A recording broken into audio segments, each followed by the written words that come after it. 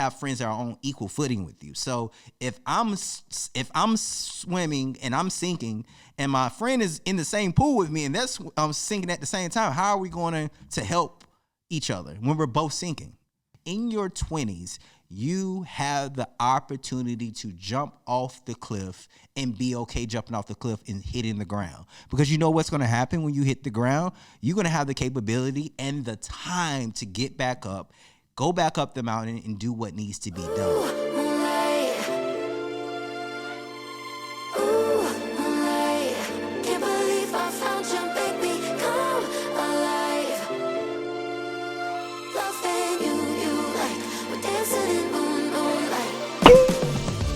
Yo, so guys, we have a break in like the podcast thing, and we're gonna get to that later on today.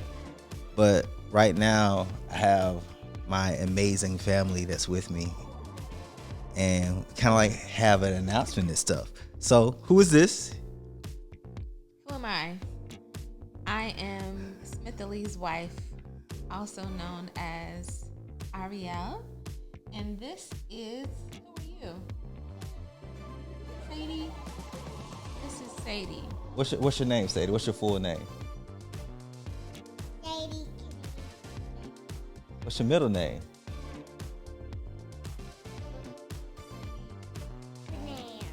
Sadie. Good job, baby. Good job. So today we have a really big announcement. You know, I didn't want to drop like multiple videos and stuff on Thanksgiving, so we're just gonna mash everything together. And what are you dropping? What are we dropping? We are dropping. Know that you want to have a wife and pregnant. Yes, you are on the podcast. You are actually like in the trailer, and also she is a part of the my profile photo too. You are my profile photo as well. I don't have you on my profile photo. These mommies do. Oh yes, and Sadie. So Sadie, when it comes to birthing, that's gonna be the whole thing. Yeah, she's really excited about it. She's gonna be mommy's doula. Sadie, what's a doula? Do you know what a doula is? Yeah, talking to the mic. Yeah, talking to the mic. What's a doula? What do doulas do?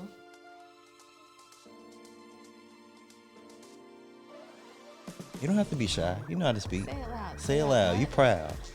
She said they help take care of babies, but they also help mommies. She said that she wanted to help me, so I asked her if she wanted to be one of my doulas.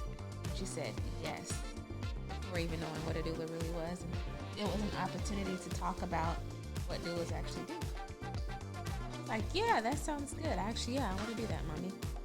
And Sadie's not shy. I don't know why she's doing this right now, but hey, we're gonna go with it. So you all have actually seen our album cover, you know, that we put together. You know, what are your thoughts on it? What are my thoughts? Yes. My thoughts are that I'm about to drop this album.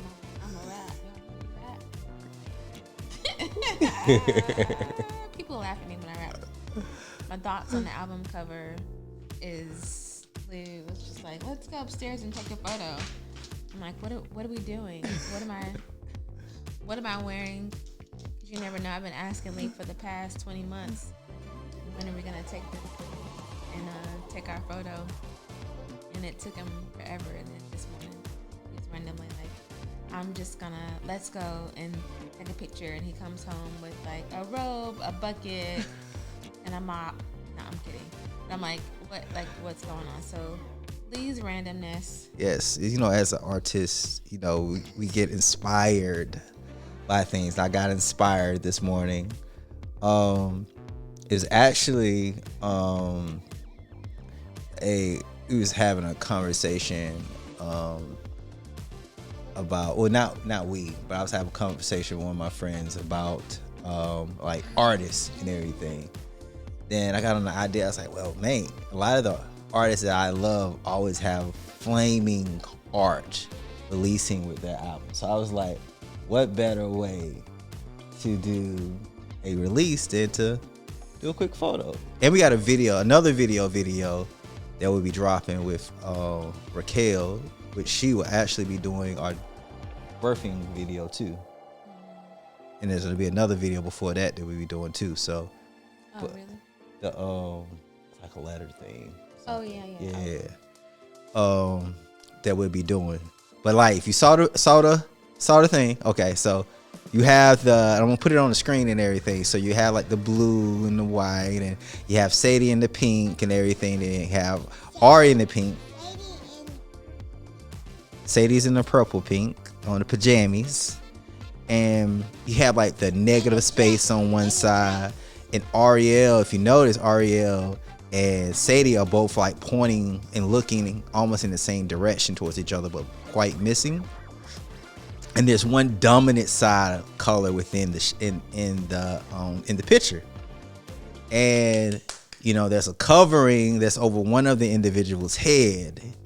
So, you know, what do y'all think it is? Giving y'all all those context clues. All right. Individual being. Ain't nobody else want to. But how's the birthing process been? Like the pregnancy process, not birthing process. My bad. It's been rough.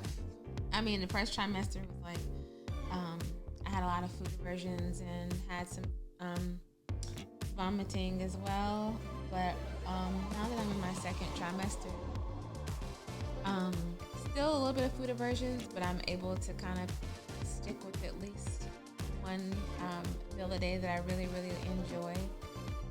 But it's definitely been a lot different than it was with her. Like, I was teaching like 6 classes a day, dancing all day.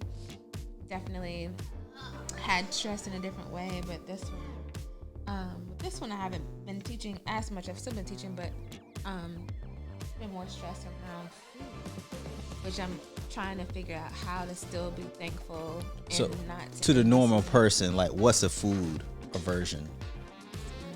Oh, they do. Okay, it's for the guys. My guys is out there. We may not know what that is. So what is that?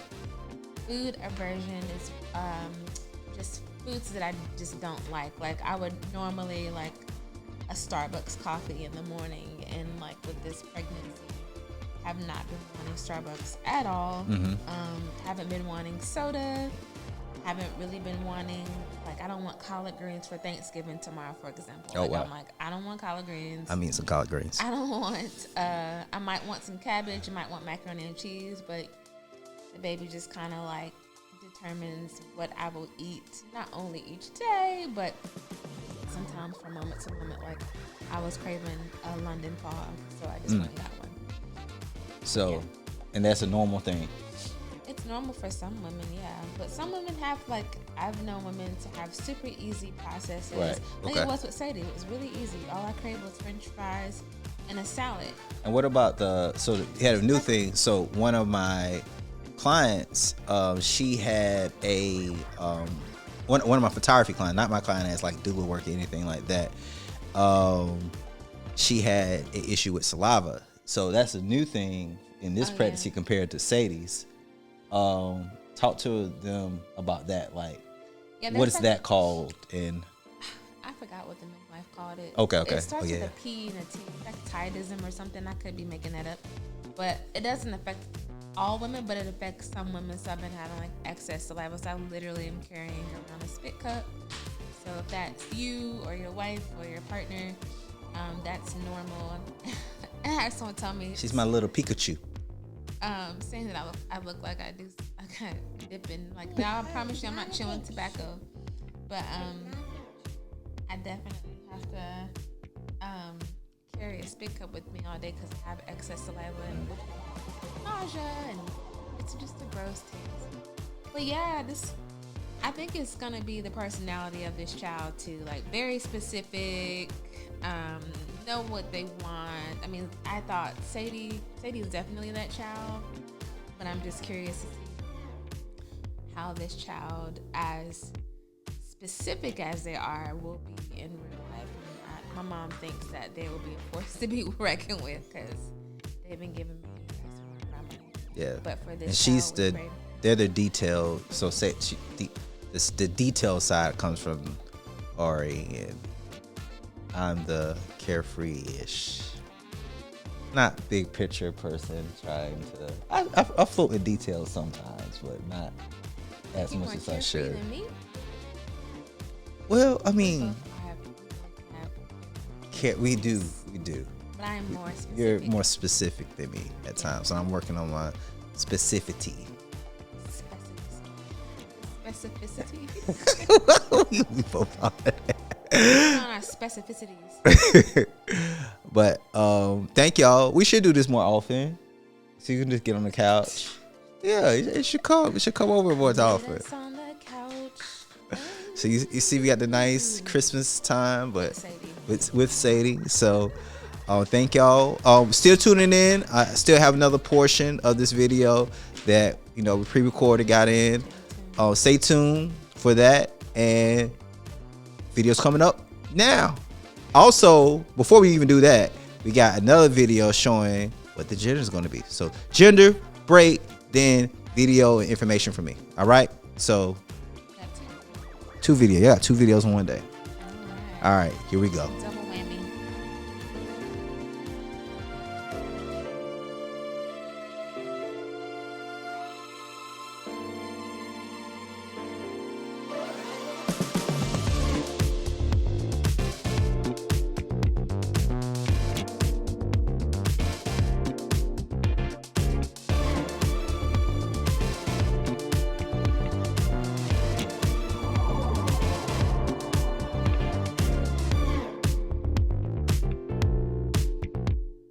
Yo, so this is episode 7, Thanksgiving Day.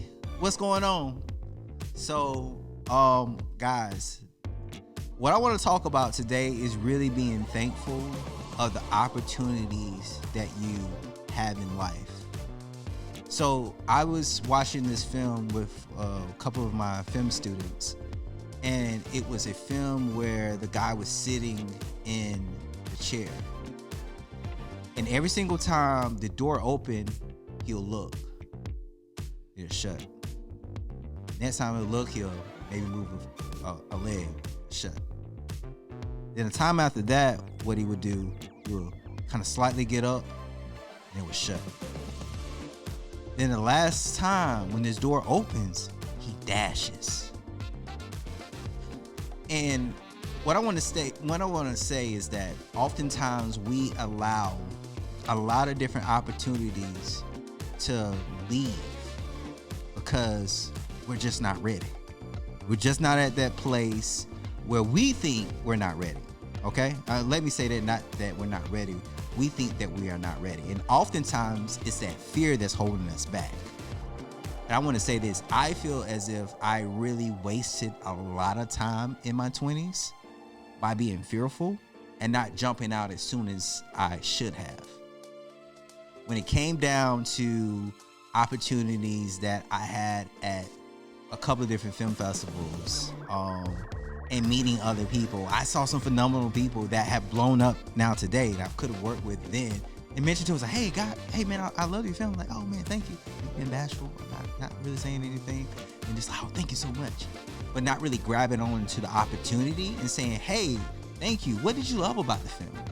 I love that you love that. Hey, can we go out, grab dinner or meat, something like that, and chop it up? And I think oftentimes in our 20s, we're not as aggressive as we should be when it comes to what we should be doing, because we allow this false state of fear to kind of conquer us. Then oftentimes that then goes into our 30s, then it goes into our 40s, and we feel, oh, well, that's a young person's thing, I should be doing it. That then it comes to your 50s, and then you hit your 60s, then you're regretting life because you didn't take action when you should have taken action. In your 20s, you have the opportunity to jump off the cliff and be okay jumping off the cliff and hitting the ground. Because you know what's going to happen when you hit the ground? You're going to have the capability and the time to get back up, go back up the mountain, and do what needs to be done. And I feel as if in our 20s, we really don't take advantage of that fear. Not the fear. Take advantage of the fear and really conquer what we need to conquer. Because oftentimes we allow our false insecurities to take advantage of us. So when it comes to you at 18, when it comes to you at 19, 20, 21, if you have kids that are thinking about doing things, new things. For instance, if all of a sudden your kid was phenomenal at this idea in gaming and they say, hey, I want to go ahead and start a YouTube channel.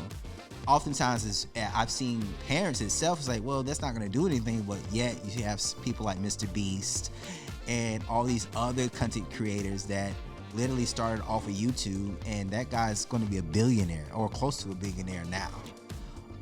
So there's all these hidden opportunities that we often miss because even in our own false insecurities as parents and not allowing our kids to do what needs to be done. So I want to say this, and now to those individuals that are in their 20s and parents aren't supporting, it's okay. Do what needs to be done to do your future, okay? And be focused on that. And oftentimes, if friends are not supporting, that's totally okay. And I know sometimes we feel like, oh, friends should be the first people supporting. Maybe your friends are not supporting because they don't believe in their own dreams. So how are they going to support your dream, but they don't even believe in themselves?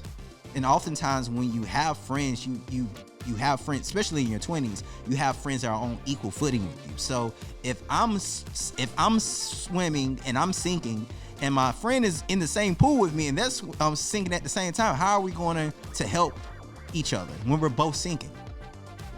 So be that better friend and like, hey, well, I know you're not supporting him. It's cool. I'm going to do this. I'm going to do what's best for me. And maybe that may put some urgency in them to do what needs to be done.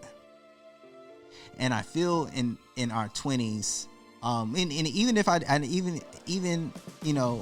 these amazing things so far as I saved enough cash and I brought a lot of my equipment and I started my company and different things like that, but I still didn't take advantage of the opportunities because of fear. There's a lot of things that I could have been doing, but I didn't because of fear. So don't let fear be that thing that holds you back. Don't miss opportunities because you feel as if you're too young. You are at the prime state of your life. And you can have reckless inspirations in being able to come back from that. Now, I'm not saying go break into cars, do all these crazy things like that, but stuff when it comes to building your future, if that's, hey, I'm a small kid from Charleston and I'm moving out to Cali and I'm just going to do that for a year or two and I'm going to figure it out, do so. I'll never forget my wife, 18 years old, moving to New York, no support at all, and saying, I'm going to do this. And she did it, and she made it. She lived there, I think, 7-8 years from nothing. So if you are that type of individual that is holding yourself back because you're afraid on what's beyond the door, don't be that individual. Take action. When that door opens, go. All right. Good. Let's go ahead and stop it.